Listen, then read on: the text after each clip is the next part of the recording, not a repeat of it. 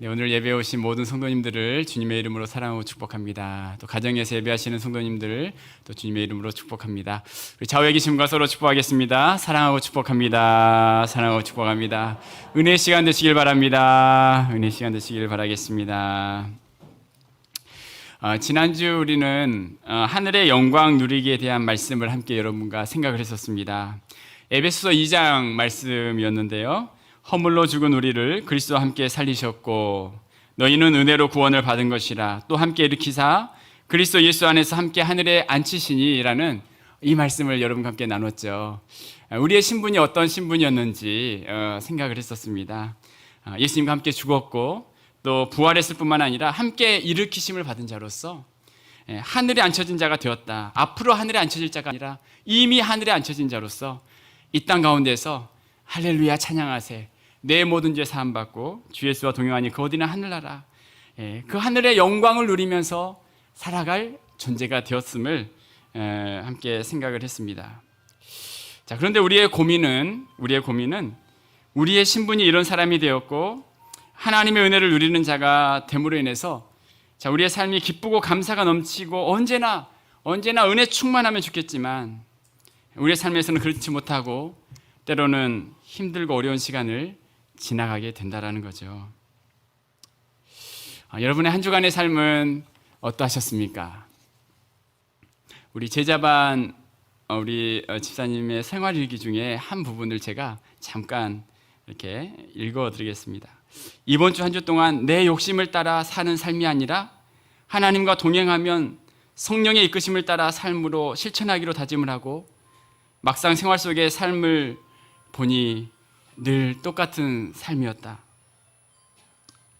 어제 오늘이 다르지만 거의 똑같은 패턴, 딱히 어느 부분에서 욕심을 따르고 성령을 따르면서 달라진 모습을 보여주는 부분이 없었던 것 같다. 직장이나 제 친구들은 제가 기독교임을 다 알고 있습니다. 그래서 그 안에서 최소한 기독교인답게 보이기 위해 노력은 했었던 것 같습니다. 자, 그런데 이 집사님이 이분이 이제 지하철을 타면서 다른 사람들하고 똑같이 자기도 이렇게 사람들 이런 이야기를 해요. 7호선 온수역에서 출발하는 전철을 타기 위해 많은 사람이 줄을 서서 기다립니다. 배차 간격이 8분 간격이고 대부분 멀리까지 가는 사람들이어서 꼭 앉아서 가겠다는 사람들입니다. 저 또한 그 사람들 중에 한 사람입니다.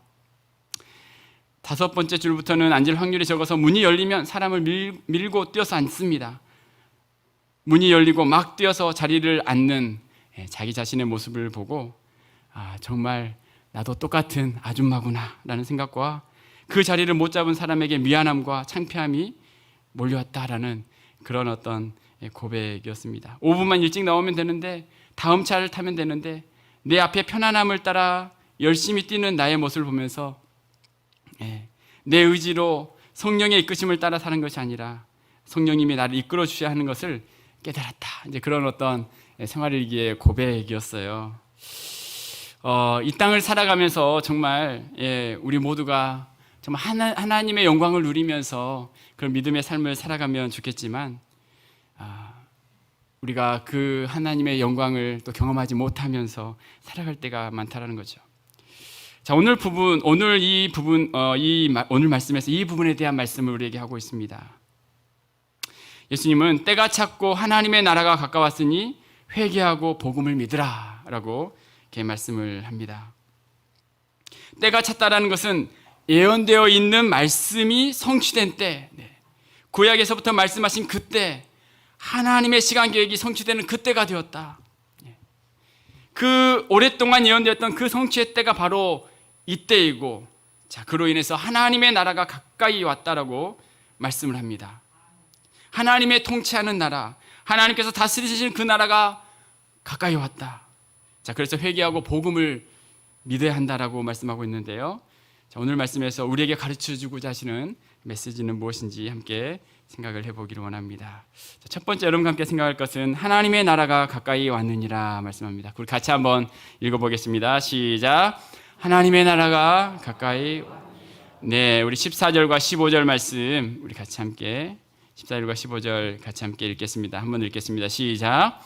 요한이 잡힌 후 예수께서 갈릴리에 오셔서 하나님의 복음을 전파하여 이르시되 때가 찼고 하나님의 나라가 가까이 왔으니 회개하고 복음을 믿으라 하시더라. 아멘. 자, 오늘 본문의 시작을 요한이 잡히신 후 예수님께서 갈릴리에 오셔서 하나님의 복음을 전파했다라고 말씀하고 있어요. 자, 하나님의 복음을 전파하면서 주님이 말씀하신 이 말씀, 때가 찼고 하나님의 나라가 가까이 왔으니 회개하고 복음을 믿으라라고 선포하고 계십니다. 자, 하나님의 나라가 가까이 왔다라고 말씀하시는데요. 하나님의 나라가 가까이 왔다. 하나님의 나라가 가까이 왔다라는 이 말은 어떤 말일까요? 하나님의 나라가 멀리 있었다라는 것을 의미하겠죠. 그렇다면 하나님의 나라는 무엇을 말할까요? 하나님의 나라. 하나님의 나라는 하나님이 왕 되셔서 통치하는 나라. 하나님이 왕 되셔서 통치하시는 나라가 하나님의 나라입니다. 자, 우리 같이 한번 하나님의 나라가 무엇인지 같이 읽어볼게요. 하나님이 왕 되셔서 시작. 하나님이 왕 되셔서 통치하시는 나라. 네, 하나님이 왕 되셔서 통치하시는 그 나라가 이제 하나님의 나라가 가까이 왔다라고 말씀하고 있어요. 예수님이 오심으로 가까이 하나님의 나라가 왔다라는 거죠. 자, 성경은 하나님이 왕으로서 통치하심을 우리에게 말씀하고 있어요. 시편 103편 19절 말씀에 자, 같이 한번 읽어봅니다. 시작. 여호와께서 그의 보좌를 하늘에 세우시고 그의 왕권으로 만유를 다스리시도다. 네, 하나님이 왕으로서 이 온 세상을 다스리시는 분이시다라고 말씀하고 있어요. 네. 자, 예수님은 하나님의 나라가 가까이 왔다. 하나님의 나라가 어떻게 됐다고요? 가까이 왔다. 가까이 왔다. 네. 자, 이 가까이 왔다라는 이 뜻은 진행형 동사예요. 진행형 동사인 것 생각하실 수 있겠죠? 진행형 동사인데, 네. 자, 그런데 하나님의 통치가 완결된 상태가 아니라 계속해서 진행되고 있음을 보여주고 있어요. 자, 그러니까요, 지금 이 말씀이 어떤 말씀이냐면 진행되어서 도래했다. 진행되면서 도래했다. 지금 말이 좀 안 맞는 것 같죠? 도래했으면 도래했지 진행되면서 도래했다라는 그런 뜻이에요. 굉장히 이게 오늘 좀 설교가 신학적입니다. 약간 신학적이기 때문에 1부 예배는 잘 들으셔서 감사합니다. 2부 예배도 저는 믿습니다. 네. 조금 신학적인데 이게 우리의 신앙의 뼈대가 되는 어떤 그런 어떤 말씀이기 때문에 중요할 것 같아서 말씀을 준비합니다. 자, 하나님의 통치가 이미 완결된 상태가 아니라 계속해서 진행되고 있음을 보여주는데요. 그 앞에 말씀이 때가 찼다라는 말씀도 있잖아요. 자, 때가 찼는데 하나님의 나라가 가까이 왔다. 좀 뭔가 안 맞는 것 같아요. 때가 찼는데 이미 도착했다가 아니라 가까이 왔다.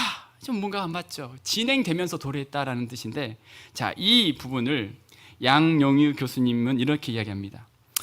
하나님의 나라는 이미 현존해 있다. 그러나 그 나라는 이미 종결된 상태에 있는 것이 아니라 예수님의 사역 가운데 계속 진행되어 가는 그런 역동적 실제다. 네. 하나님의 나라가 이미 현존해 있는데 그 나라는 이미 종결된 상태가 아니라 이미 종결된 게 아니라 예수님의 사역 가운데 계속해서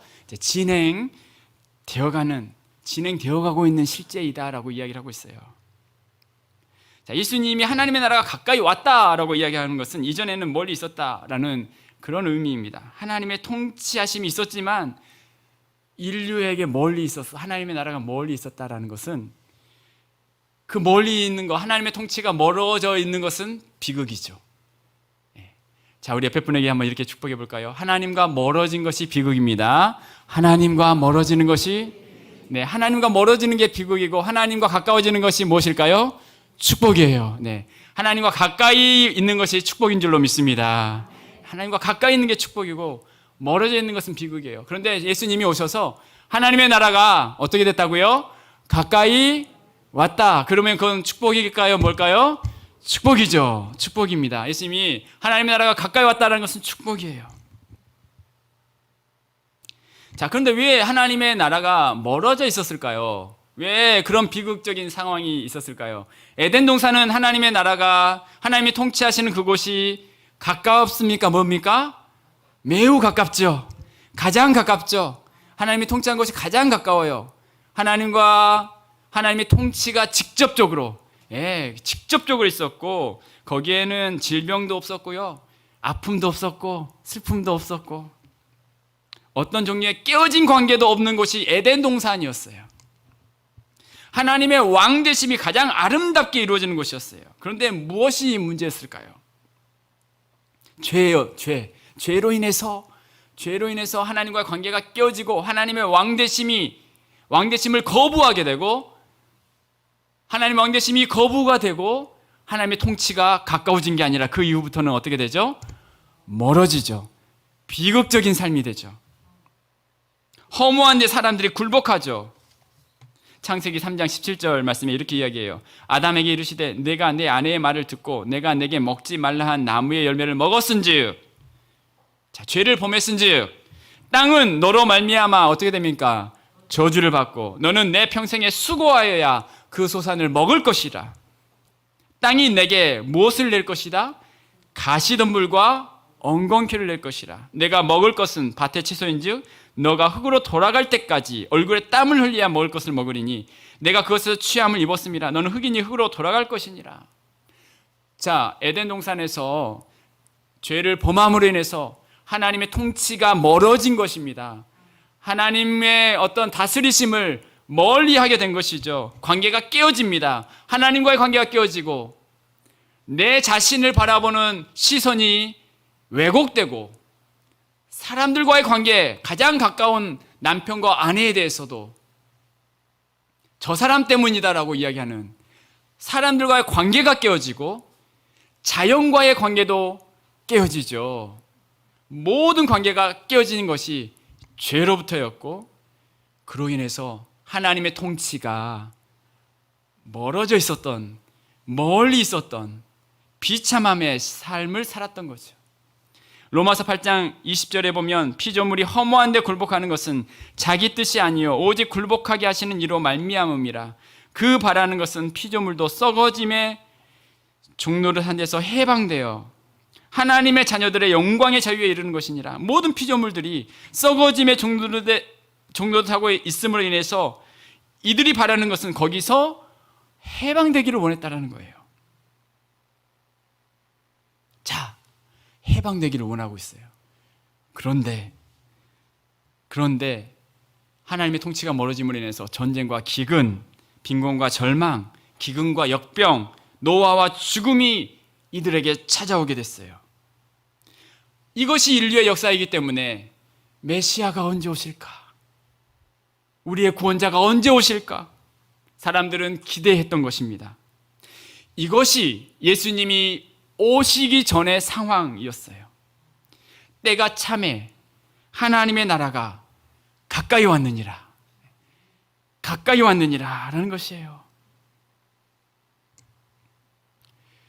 자, 사람들의 기대는 무엇이었냐면 메시아가 오면 지금 자신들이 겪고 있는 이 여러 어려움을 해결해 줄 것이다.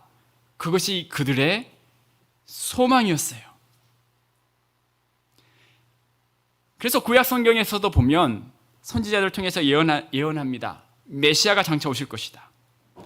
그분은 기묘자라 모사라 전능하신 하나님이고 영존하시는 아버지 평강의 왕이라 불릴 것이다.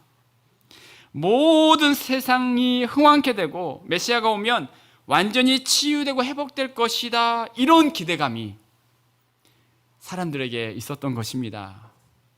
자, 그래서 이사야 11장 6절에서부터 9절까지 보면 이런 말씀이 있죠. 그때 이리가 어린 양과 함께 살며 표범이 어린 염소와 함께 누우며 송아지와 어린 사자와 살찐 짐승이 함께 있어 어린아이에게 끌리며 암소와 곰이 함께 먹으며 그것들 위에 새끼가 함께 엎드리며 사자가 소처럼 풀을 먹을 것이며 젖 먹는 아이가 독사의 구멍에서 장난하며 젖된 어린아이가 독사의 굴에 손을 넣을 것이라. 내 거룩한 삶 모든 곳에서 해됨도 없고 상함도 없을 것이니 이는 물이 바다를 덮은 같이 여호와를 아는 지식이 세상에 충만할 것임이니라. 네. 메시아가 오시면 이 세상이 서로 피 흘리는 싸움이 없게 되는 평화의 나라가 될 것이다. 고난도 없어지고 가난과 압제받는 자들에게는 정의가 실현될 것이다. 이 말씀을 이제 그렇게 해석하면서 사람들이 메시아를 기다렸던 거죠. 지금까지 가시와 엉겅퀴의 그런 어떤 저주의 삶을 살았지만 이제 완전히 세상이 바뀔 것이다라고 생각을 한 거예요. 이런 기대가 완전히 잘못된 것은 아니었지만, 자, 여러분, 이런 기대가 잘못된 건 아니었지만 예수님이 말씀하신 지금 때가 찼다, 하나님의 나라가 가까웠다라는 지금 그 말씀에서부터 예수님이 오셔서 하실 일들에 대한 말씀을 보여주는 그 말씀과는 사람들이 가졌던 기대와는 차이가 있었던 거예요.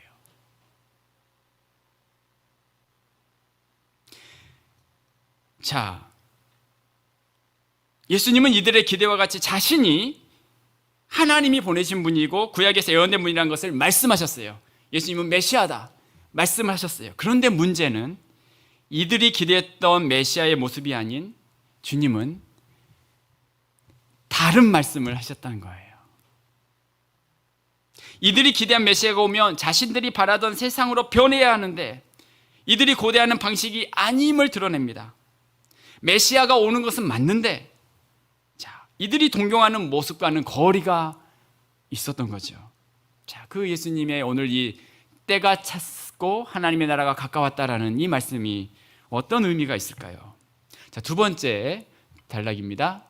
이미 주셨습니다. 아직 완성되지 않았습니다. 같이 한번 읽겠습니다. 시작. 이미 주셨습니다. 아직 완성되지. 네, 제목을 이렇게 좀 정정했어요. 이미 주셨습니다. 아직 완성되지 않았다라는 거예요.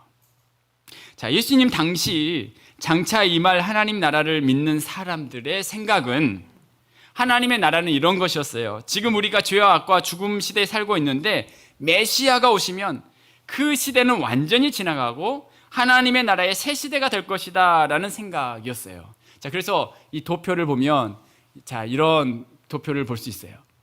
이 옛 시대 또는 옛 세상, 지금 자신들이 살아가는 옛 시대와 옛 세상이 있는데요.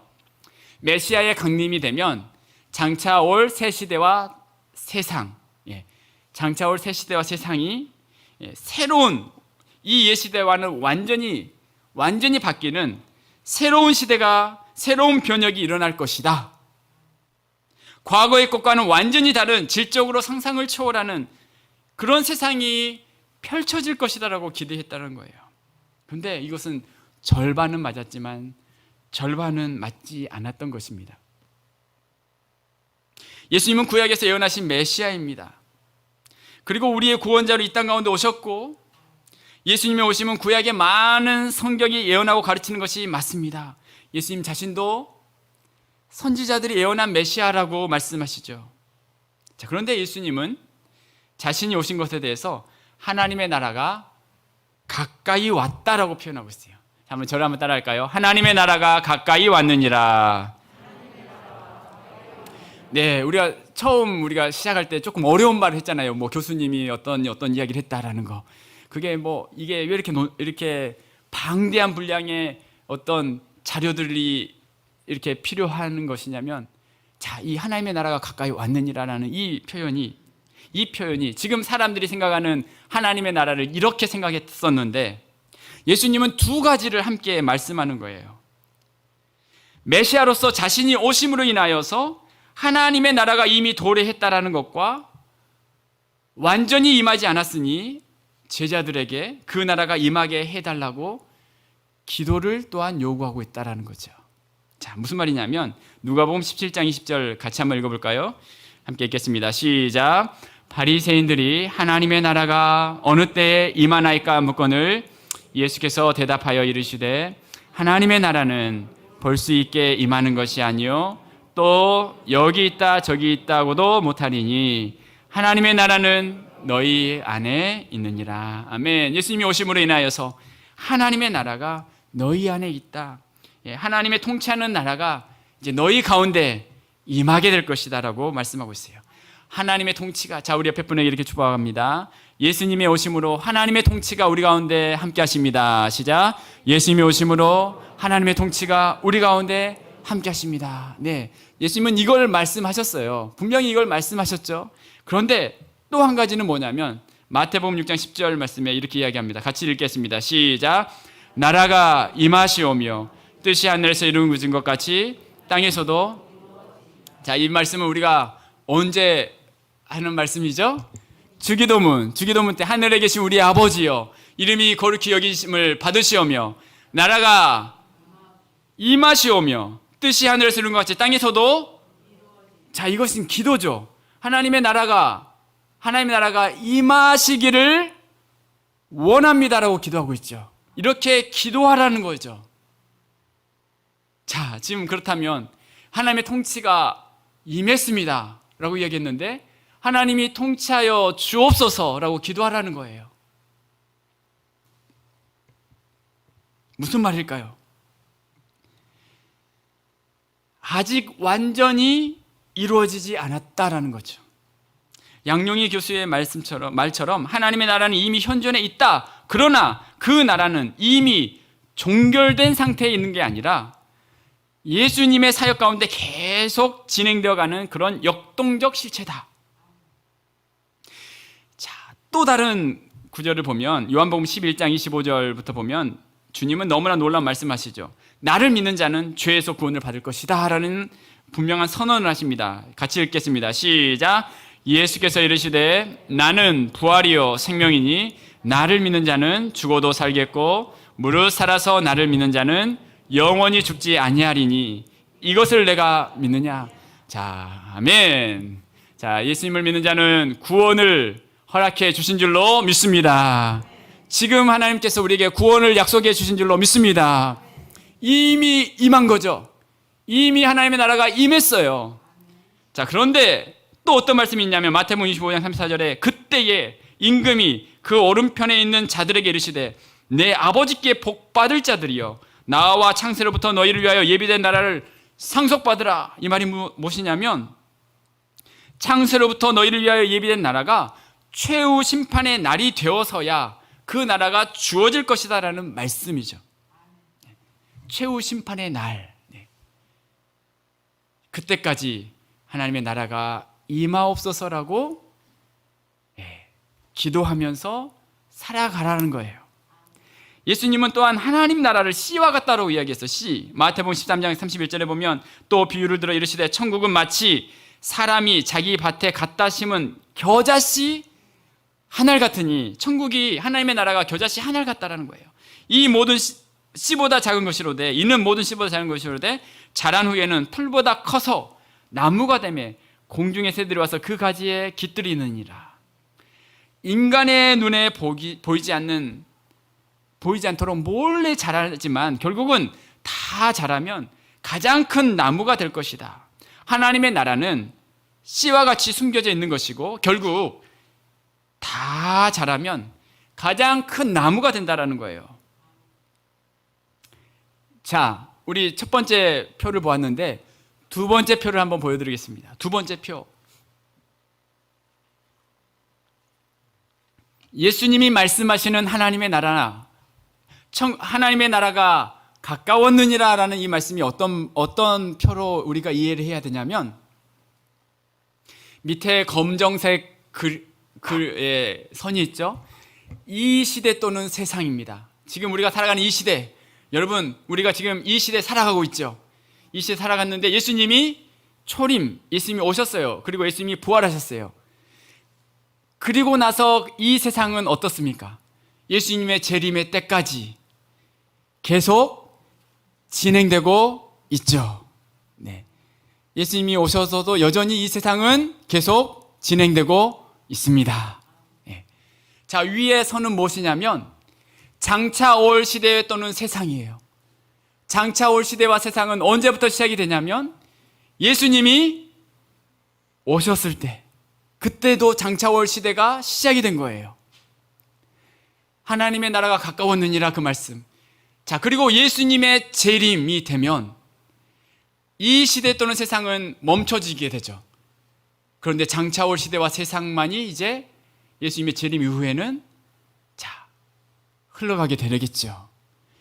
문제가 무엇이냐면 저 네모 상자 안에 있는 것이죠. 네모 상자 안에 예수님의 초림과 예수님의 재림 사이에 있는 그 네모 박스 안의 모습입니다.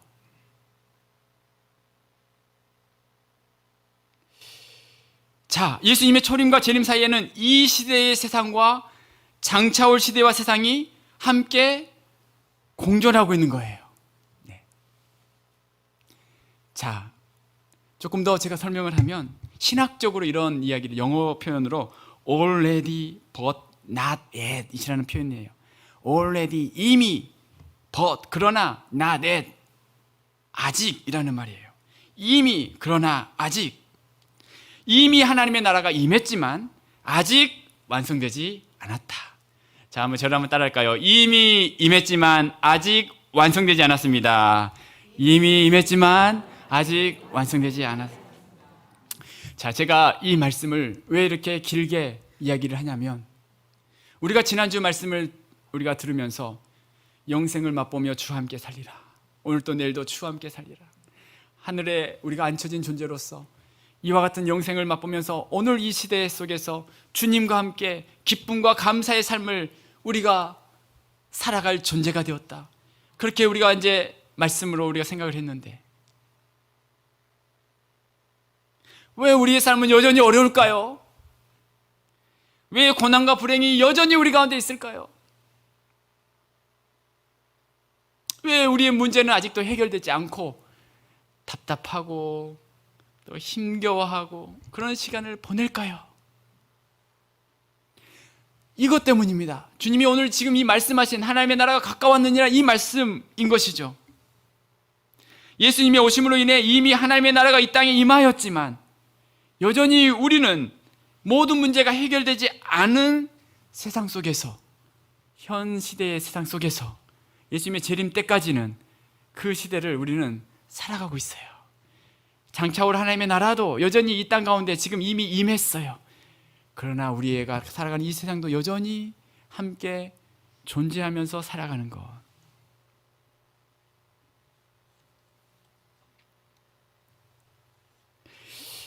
존 스투트 목사님이 이런 부분에 대해서 이렇게 표현을 하고 있어요. 자, 제가 한번 읽어볼게요. 이미와 아직이라는 이 긴장 사이를 성도는 살아가고 있다.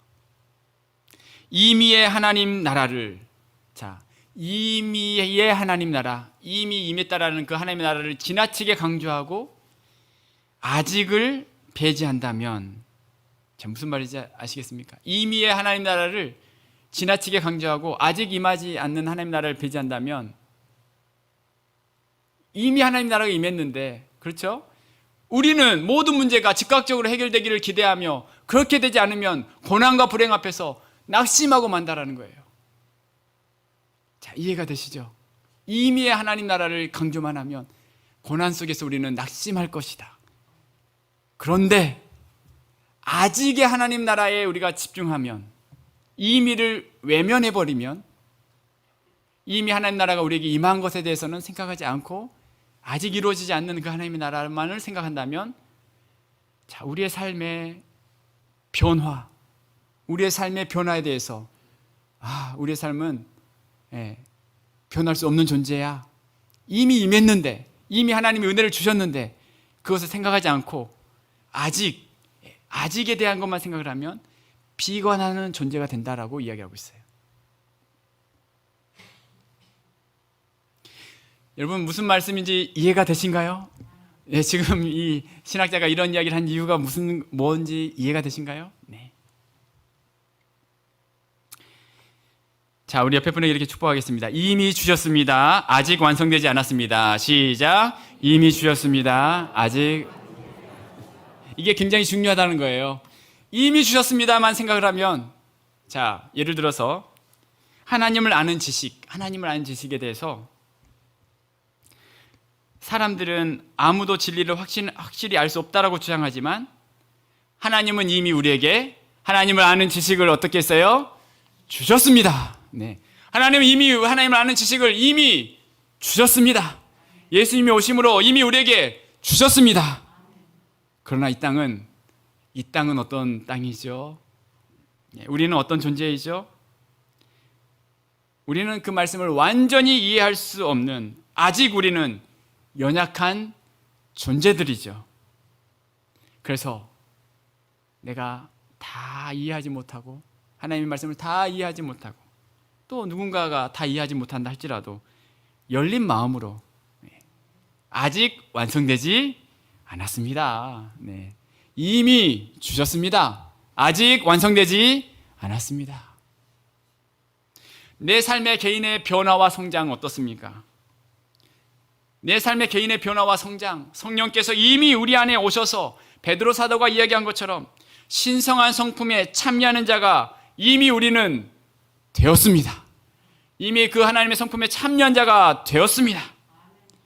그러나 한편 아직 완성되지 않았습니다. 우리의 타락한 본성이 여전히 우리 가운데 남아 있습니다. 주님의 재림 때에 그것은 완성될 것입니다. 아직 그 악한 모습이 내 안에 씨로, 내 안에 뿌리로서 남겨져 있습니다. 그래서 성장 중인 믿음의 삶을 살아갔던 사람이 때로는 넘어질 때에도 우리는 그들을 위해서 기도해 준 거죠. 아직 완성되지 않았습니다.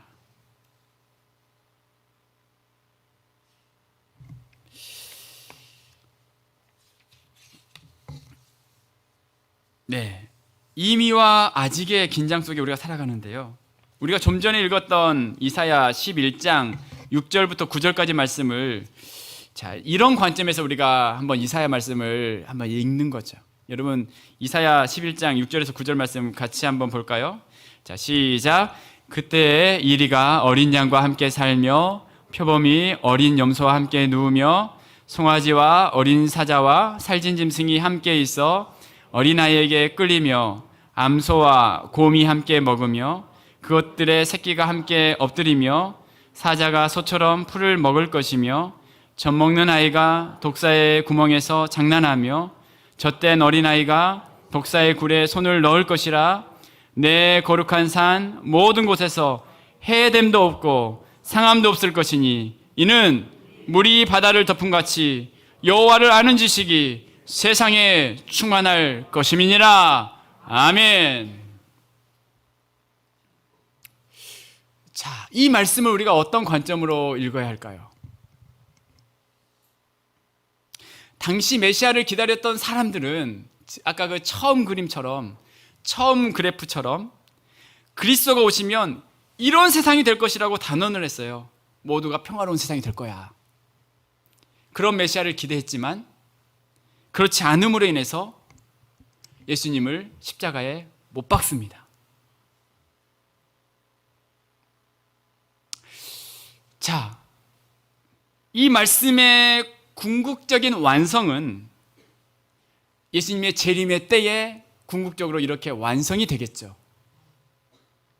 자, 그런데 마냥 우리가 재림만을 기다리고 이 말씀은 재림 때 이루어질 말씀이라고 생각한다면 이 말씀이 우리가 지금 현재를 살아가는 우리에게 어떤 의미가 있을까요? 여호와를 아는 지식이 세상에 충만할 것임이라. 주님이 오실 때는 그렇게 될 거야. 자, 그렇게만 마냥 이 말씀을 우리가 접근하는 게 아니라 예수님이 오셨죠. 예수님의 초림으로 오셨습니다. 이미 오셨습니다. 그러나 이런 세상은 아직 완성되지 않았습니다. 예수님의 재림 때에는 분명히 완성이 될 것입니다. 그런데 지금 우리가 살아가는 이 시대 속에 우리가 무엇을 꿈꾸며 살아가야 한다는 것인가요? 여호와를 아는 지식이 세상에 충만할 것을 꿈을 꾸는 거죠. 내가 있는 이 세상 속에 하나님을 아는 것이 충만하기를 원합니다. 사자굴에 어린이가 손 놓고 장난쳐도 물지 않는 그런 세상, 그게 무엇일까? 그것이 무엇일까? 힘 있는 자가 연약한 자들을 사랑해주고 도와주고 그와 같은 세상, 그와 같은 하나님의 나라가 이미 임했기 때문에 우리를 통해서 하나님이 그와 같은 곳으로 만들어가기를 원하시는 하나님의 뜻을 우리가 받아들이고 기도하고 소망하면서 우리의 책임을 감당해가는 태도. 자, 그것이 바로 예수님이 아까 그 그림에서 보여줬던 하나님의 나라가 가까웠느니라라는 그와 같은 삶의 태도라는 것이죠.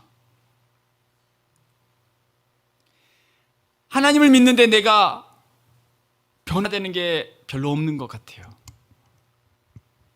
우리 가정은 여전히 힘들고 예수님을 믿음으로 인해 확 변화되고 확 바뀌면 좋겠는데 그렇지 않고 여전히 힘들고 고난과 아픔과 어려움이 있을 때, 그럴 때 이미 주셨습니다. 아직 완성되지 않았습니다. 아직 완성되지 않은 그 시대를 우리가 또 기억하면서 낙심하지 않고 하나님이 행하실 것을 기대하면서 여전히 하나님이 우리의 삶을 이끌어 가심에 대한 믿음을 가지고 소망 가운데 주님과 동행하며 살아갈 수 있는 거죠. 낙심하지 않고 또 우리 주님을 의지하면서 소망 가운데 믿음으로 살아가는 우리 모든 삶이 되시기를 주님의 이름으로 축복합니다. 이미 주셨습니다. 아직 완성되지 않았습니다. 한 번 더 축복하겠습니다. 시작. 이미 주셨습니다. 아직 완성되지는 않았습니다. 네, 이미 주셨습니다. 아직 완성되지는 않았어요. 자, 세 번째 생각할 것은 삶의 여정 속에서 주님과 동행하라. 삶의 여정 속에서. 자, 예수님의 공생의 시작의 첫 번째 말씀, 예수님이 첫 번째 공생애를 시작하시면서 이 말씀을 했다는 것은 너무나 중요한 말씀이라는 거예요. 자, 그런데요, 이와 같은 이 말씀이 하나님의 나라가 가까이 왔느니라. 이것은 결국 삶의 여정 속에서 지속적으로 살아갈 수 있는 힘을 주고 있어요. 지속적으로 우리가 믿음의 길을 걸어가도록 삶의 여정 속에 주님과 동행하는 것입니다. 답 없이 살아가기, 답 없이 사랑하기라는 책이 있어요. 책 제목이 굉장히 좋아서 사게 되었는데요. 크리스찬의 삶은, 여러분, 우리의 삶은 답이 이렇게 딱 정해져 있고 답을 이렇게 보여주면 얼마나 좋겠어요. 그러나 답이 없이 살아가지만, 답이 없지만 사랑하며 사는 거죠. 그러면서 이렇게 이야기합니다. 크리스찬의 삶은 답 없이 사는 법을 배우는 과정이다. 이 말은 스탠리 하우어스라는 신학자가 정답 없는 삶 속에 신학하기라는 책에서 했던 말을 재인용하는 것이에요. 정답 없는 삶 속에 신학하기. 토저 목사님이 믿음은 당신이 도달하는 결론이 아니라 당신이 살아가는 여정이다 라고 이야기를 했어요. 믿음은 당신이 도달하는 결론이 아니라 여정이다. 자, 우리 옆에 분에게 한번 이렇게 축복할까요? 믿음은 여정입니다. 믿음은 여정입니다. 우리의 인생의 여정, 과정이라는 거예요. 성경의 모든 이야기들은 그 과정을 보여주고 있어요. 요셉이 어떻게 국무총리가 되었는가를 보여주는, 결론을 보여주는 게 아니라 그가 겪었던 수많은 어려움 가운데 하나님을 바라보면서 그 어려움 가운데 어떻게 헤쳐나갔는지를 보여주는 과정을 보여주는 것이 이 말씀, 성경 말씀이라는 거예요.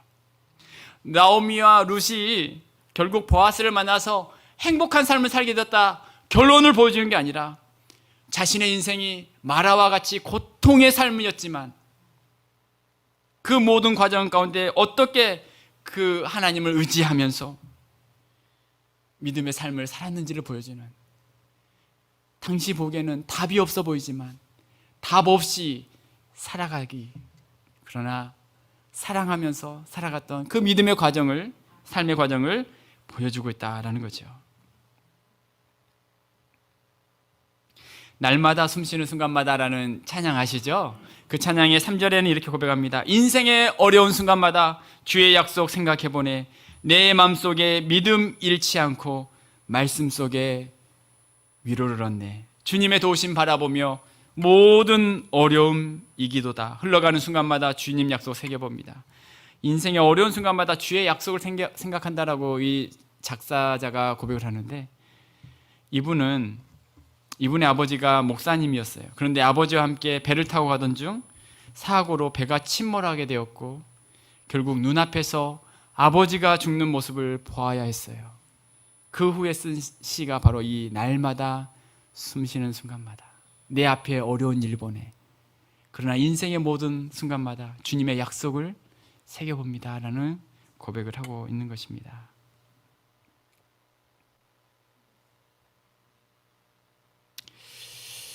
그렇습니다. 인생의 어려운 순간마다 우리는 하나님의 약속을 붙들어야 할 줄로 믿습니다.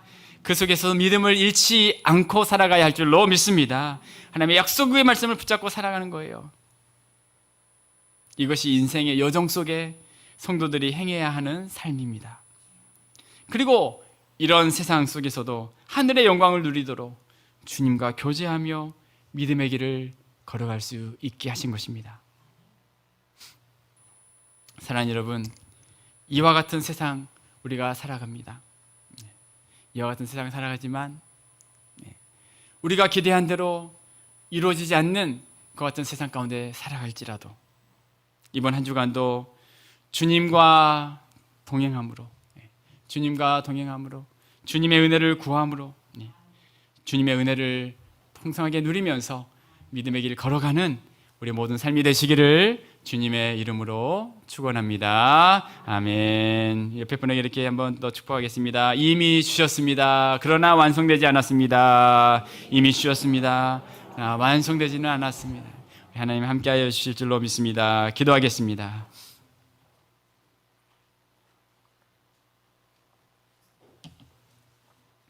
살아계신 하나님 아버지,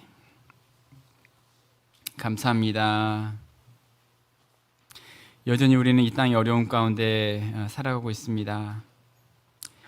우리의 삶에 내가 생각했던 그림처럼 이루어지지 않는 그런 시대, 그런 어떤 삶의 모습을 살아갈 때가 있지만, 하나님 낙심하지 않고 이미 주신 하나님, 이미 이 땅 가운데 하나님이 베푸신 은혜들을 기억하면서 그러나 완성되지 않았을지라도 주님을 의지하며 또 믿음의 길을 걸어가는 우리의 모든 삶이 될 수 있도록 주여 함께하여 주시옵소서. 때론 어려움을 경험한다 할지라도 하나님을 신뢰하고 믿음의 삶을 살아가는 주여 우리의 모든 삶이 될 수 있도록 역사하여 주시옵소서. 이미 주신 것에 감사하며 아직 이루어지지 않는 것들 가운데서도 소망 가운데 하나님을 바라보며 주님이 임하실 그때, 하나님이 역사하실 그때에 놀라운 은혜들이 우리 가운데 아직도 남겨져 있음을 기억하면서 주여 이 코로나 시대에도 하늘의 영광을 누리면서 살아갈 수 있는 우리 모두가 될 수 있도록 주님이 축복하여 주시옵소서. 할렐루야. 주님 감사합니다. 모든 걸 주께 감사드리오며 예수님의 이름으로 기도드리옵나이다. 아멘.